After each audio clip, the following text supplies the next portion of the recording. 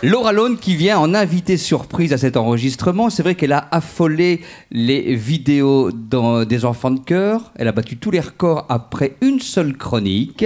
Bravo. Il y a eu quelques petits remous avec sa chronique. L'actualité racontée aux enfants. Le premier sujet était le virus Ebola. Elle a tenu à être avec nous aujourd'hui.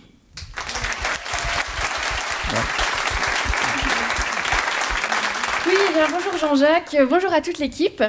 Donc il y a 2 semaines, j'ai fait ma première chronique dans cette émission et c'était super, beaucoup de rires, beaucoup d'encouragement et puis surtout beaucoup de messages sur Facebook. Alors, j'en ai sélectionné quelques-uns parce que je voulais partager ce bonheur avec vous. Donc voici ma première critique. Jonathan M. Laura, j'ai écouté ta chronique. Va te jeter dans la Meuse, espèce de grosse connasse.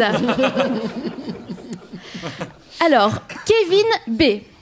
Va te pendre, sa mère, la pute. Jérôme de W.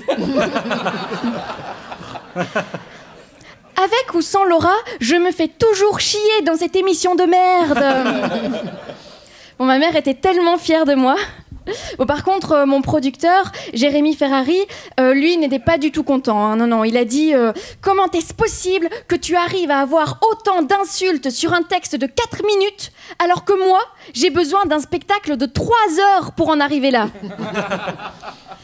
Mais cette chronique a aussi été l'occasion d'avoir mon premier article.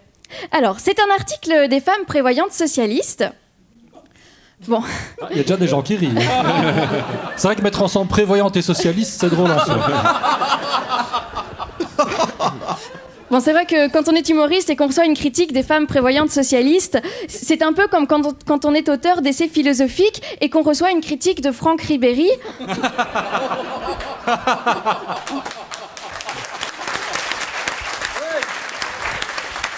On est agréablement surpris et vraiment curieux de voir ce que ça donne. Alors, voici comment les femmes prévoyantes socialistes qualifient ma chronique. 4 minutes au relent pestilentiel de racisme et de sexisme. Et c'est là que je me dis, finalement, va te jeter dans la Meuse, connasse. Eh ben, c'était pas si mal que ça.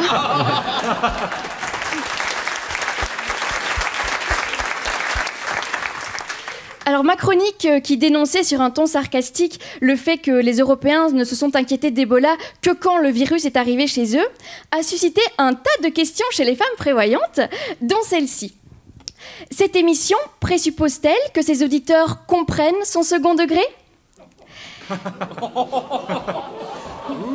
Et là, je me dis effectivement, je suis allée trop loin et je présente mes excuses à tous les auditeurs. Parce qu'à cause de moi, vous vous êtes fait prendre pour des imbéciles par les femmes prévoyantes socialistes. Et ça, c'est vrai que c'est vraiment déplacé.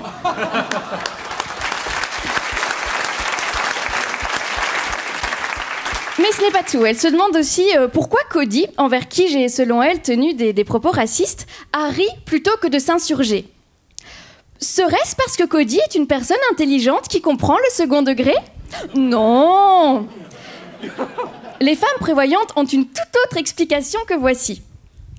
Cody pouvait-il choisir de ne pas rire ? Il est vrai que Laura se dédouane de tout affront envers lui en tenant des propos flatteurs sur la taille de son sexe.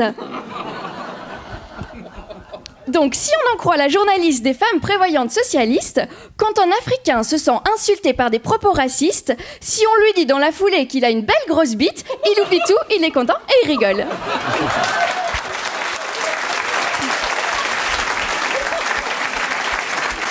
C'est vrai.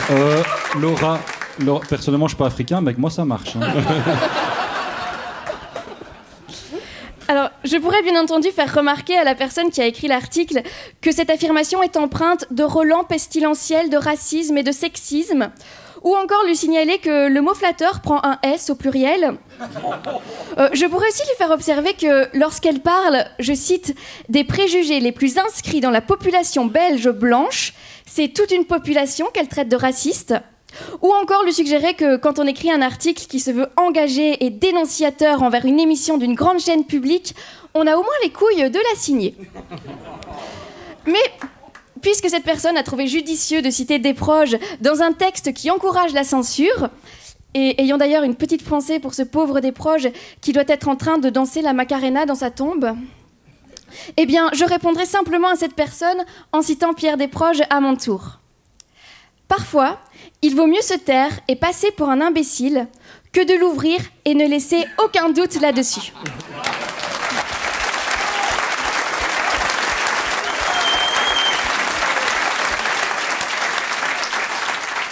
Et j'en profiterai pour partager avec cette personne, ainsi qu'avec tous les censeurs et autres adeptes du « on peut rire de tout, mais quand même pas de ça », ce court extrait de la définition d'une satire.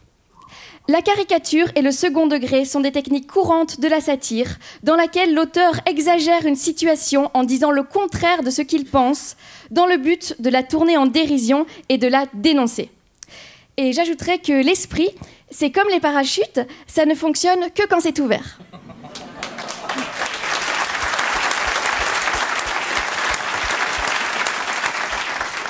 Alors pour conclure, je suis désolée de décevoir les accros du scandale facile, mais non, cette émission n'est pas raciste. Elle est juste parfois pas facile à comprendre pour les cons, mais cette fois, on ne pourra pas dire qu'on s'en prend à une minorité.